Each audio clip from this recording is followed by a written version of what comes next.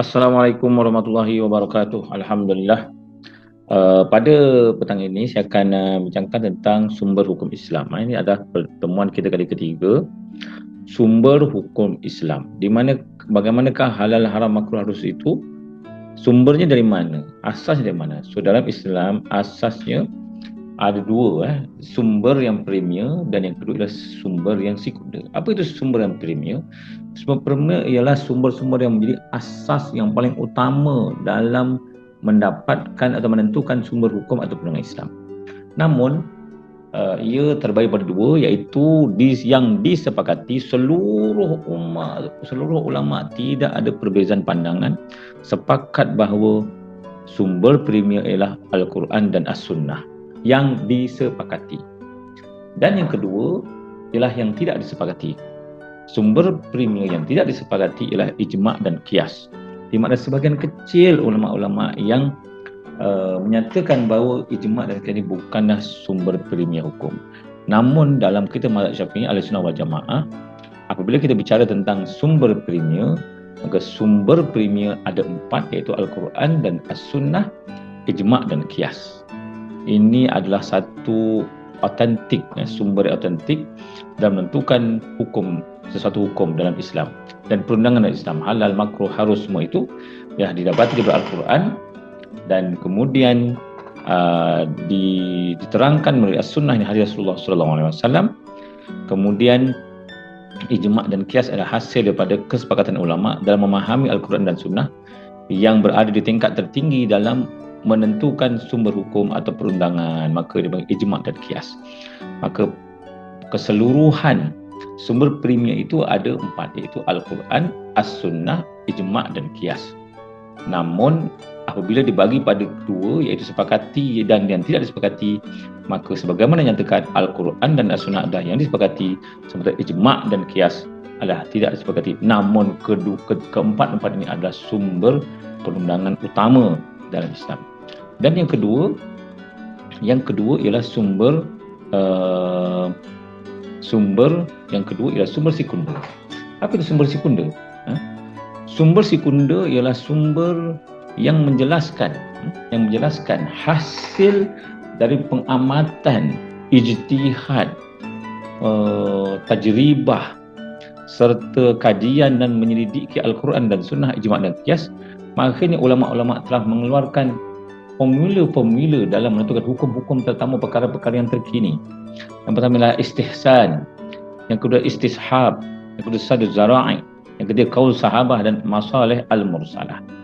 Baik, ada 5 kaedah yang digunakan, tapi namun separuh daripada ulama tidak menggunakan pandangan ini. Sebab itu dipanggil sumber sekunder, iaitu sumber yang bukanlah sumber yang utama, tetapi hasil daripada pemahaman sumber premier, maka terhasillah sumber-sumber hukum yang sekunder yang bersifat nilai tambah, yang bersifat hasilnya adalah sifat daripada penyelidikan manusia. Maka istihsan iaitu sesuatu yang dipandang baik oleh semua orang, maka dalam Islam, maka ulama menyatakan itu adalah pandangan baik. Ishas ini adalah berkaitan tentang sesuatu hukum ini diisbatkan atau dipairkan pada hukum yang sebelumnya. Kemudian sadud zara'i, macam mana kita mengelakkan berlakunya kemungkinan besar dalam sesuatu perkara. Namun ada beberapa perkara-perkara yang kita lakukan itu terpaksa mengambil kira kesukaran atau hukum yang kecil. Qaul sahabah ialah amalan-amalan para sahabat yang dilihat daripada pemahaman mereka daripada Al-Quran dan Sunnah. Dan masalih mursalah ialah apa yang berkaitan untuk kepentingan umum.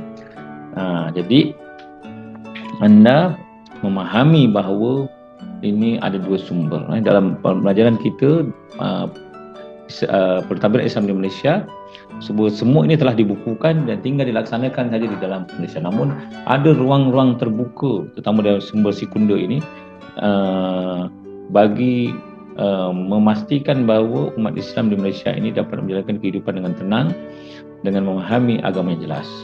Ini mulai istihsan, istishab, sadud zara'i, qaulus sahabah, dan juga masalihul al-mursalah. Baik, ini adalah pembentangan saya, dan tugasan yang saya nak beri pada anda ialah anda dikehendaki mencari contoh dan dalil sahaja. Contoh dan dalil yang ada di dalam sumber sekunder, sumber premium. Anda kena cari satu contoh ayat Quran yang menyatakan tentang hukum, maka hukumnya halal ke makruh ke harus ke wajib ke dan sebagainya. Cari satu ayat Quran, satu sunnah, satu ijma' dan kias yang mengaitkan dengan satu hukum. Tak kisah walaupun hukum itu bercampur dan sebagainya, tetapi macam mana sumber itu dapat daripada satu hukum itu kita dapat daripada ijma', kias, Al-Quran dan sunnah. Solat contohnya, Al-Quran ada dinyatakan tentang hukum solat, sunnah pula adalah sallu kama ra'aytumuni usolli contohnya. Maka itu adalah sumber yang disepakati yang orang kena tulislah hadis dan juga Al-Quran tersebut. Begitu juga dengan ijma' dan kias berkaitan dengan solat jemaat, berkaitan dengan solat berjemaah, hukum-hukum batal puasa, batal solat dan sebagainya, juga kias. Jadi ini tugasan anda. Dan yang kedua ialah anda kena cari juga 5 contoh-contoh istishhad, satu zara'i, qaul sahabah dan juga masalah al-musalah dan pengertiannya. Cari pengertian istihsan, contohnya. Pengertian istishab, contohnya. Pengertian satu zara'i, contohnya. Pengertian qaul sahabah dan contohnya. Masalah al-musalah dan contohnya. So, kedua-dua tugasan ini saya beri masa anda seminggu untuk anda siapkan, tuliskan dan upload di dalam e-learning, iaitu forum yang saya telah pun uploadkan. Maka itu yang tugasan untuk kita pada sesi ini, untuk pada kali ini. Jadi itu saja. Assalamualaikum warahmatullahi wabarakatuh.